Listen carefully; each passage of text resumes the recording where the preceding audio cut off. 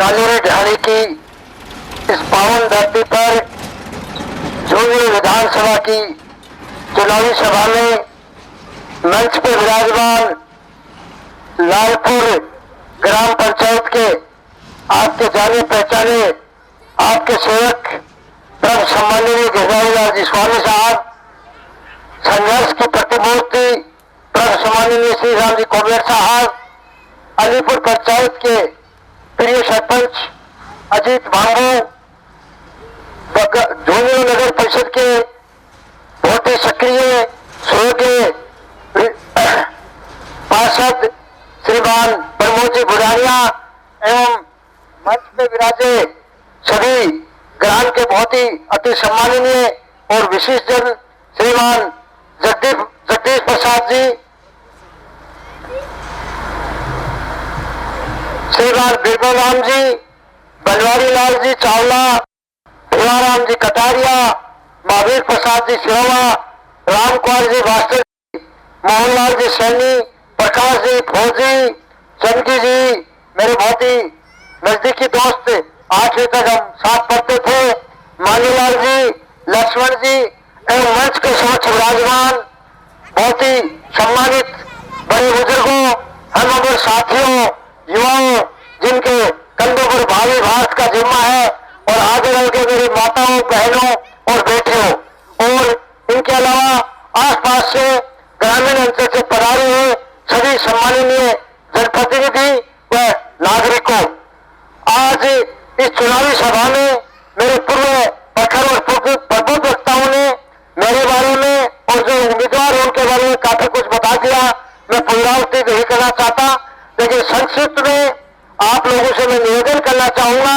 कि जैसा कि सर्वविदित है 25 नवंबर को झुंझुनू विधानसभा के चुनाव होने जा रहे हैं। ये विधानसभा चुनाव अपने आप में एक बहुत ऐतिहासिक चुनाव है। ऐतिहासिक इस मायने में है कि एक पार्टी है जो वंशवादी परंपरा और भ्रष्टाचार को बढ़ावा देने वाले व्यक्ति को उम्मीदवार बनाया है, और दूसरे प्रत्याशी के बारे में ज्यादा कहने की जरूरत नहीं है, लेकिन झुंझुनू की जो अस्मिता है और यहाँ का जो सुशासन है, भाईचारा है, उसके लिए एक चुनौती है। और तीसरा उम्मीदवार आपका अपना राजेंद्र भांगू है।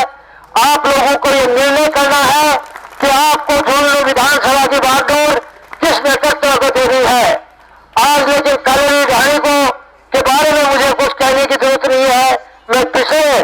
चुनाव में भी यहाँ मात्र 5 मिनट आया था, और शायद झुंझुनू विधानसभा में अगर व्यक्तिगत बूथ से किसी की बात करूं तो सबसे अधिक वोट मेरे को परसेंटेज के हिसाब से कालेरी ढाणी से मिले। आज जिस ढंग से मेरी ये पूंजी कहूं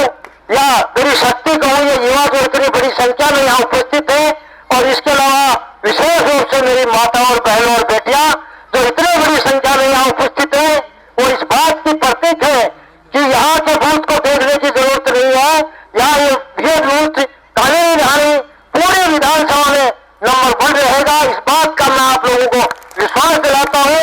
यहाँ गांव से मेरे को गारंटी नहीं लेनी है, मैं इनकी उपस्थिति और मेरा जो इन्होंने मान सम्मान किया है और जो माला का आकार है, उससे मैं कह सकता हूँ कि कालेरी ढाणी का बूथ पूरे विधानसभा क्षेत्र में आपके राजेंद्र भांगू के पक्ष में 1 नंबर पर रहने वाला है। मैं आप लोगों को इस मंच के माध्यम से सिर्फ इतना ही आश्वस्त करना चाहता हूं कि आप लोगों ने अगर मेरे को जनप्रतिनिधि बनाया तो आपके चहुमुखी विकास के लिए, पूरी विधानसभा के विकास के लिए मैं पूरे समय कर संकल्प रहूंगा। और आप लोगों की जो भी आवाज है, चाहे युवा की हो, बुजुर्ग की हो, किसान की हो, मजदूर की हो, दलित की हो, अर्थात अंतिम छोर पर बैठे व्यक्ति के जन कल्याण की बात हो, मैं बड़ी मुखर रूप से पूरी विधानसभा में आपकी आवाज बनके गूंजूंगा। इस बात का मैं वादा करता हूं। इसके अलावा आप लोगों को मैं कहना चाह रहा हूं कि मेरा घर भी पिछली बार तो नालों में था, लेकिन बिल्कुल वो गांव में कैगरे में बोलो गले पर है। कदे आ जाओ, कालेरी ढाणी को नाम ले दियो, मैं चाहे रात का 12 बजे हो, तारकल उठ के तारकल तैयार हो, जो भी हूं। इसके अलावा दूसरी बात मैं ये कहना चाहूंगा कि आप लोगों के मान सम्मान को कहीं भी मैं कम नहीं होने दूंगा। आपका स्वाभिमान में ऊंचा रखूंगा हमेशा, और निश्चित रूप से आपको गणेश मान के मैं पूरा कार्य करूंगा, इस बात का मैं विश्वास दिलाता हूं। इसके अलावा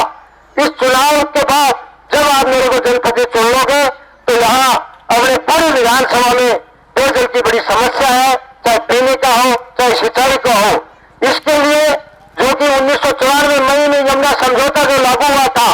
वो 6 राज्यों के बीच समझौता था, 5 में लागू हो गया, झुंझुनू में अभी लागू होना बाकी है। 2003 में ये तय हो गया था कि 1981 क्यूसेक पानी अपने को मिलना था, लेकिन उभरती सरकार और यहाँ के जनप्रतिनिधि की उदासीनता के कारण इस ओर कोई ध्यान नहीं दिया गया, जबकि वास्तव में हमारे लिए पानी की जो व्यवस्था है वो हमारे लिए जीवन भी है, हमारे लिए आस्था का प्रतीक भी है, हमारे लिए लाइफ लाइन है। मैं आपको वादा करता हूं कि आप लोगों ने मुझे विधानसभा में बताया पूछा तो केंद्र की सरकार और राज्य सरकार को मैं पुरजोर मांग करूंगा कि जून में विधानसभा यमुना नहर से लाभान्वित हो।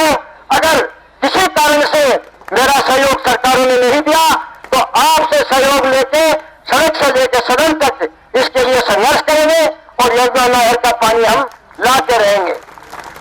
एक सबसे बड़ी बात यह है कि चुनाव का मुख्य बातें हैं कि उपस्थिति है, अच्छा मन है, सारी बातें हैं, लेकिन सबसे बड़ी बात है कि बूथ को जीतना।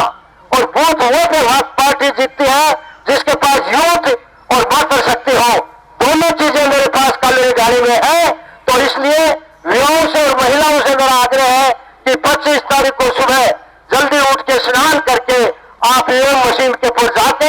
आपके अपने राज्य में भागों के पक्ष में बटन दबाए और आपकी आवाज में झुंझुनू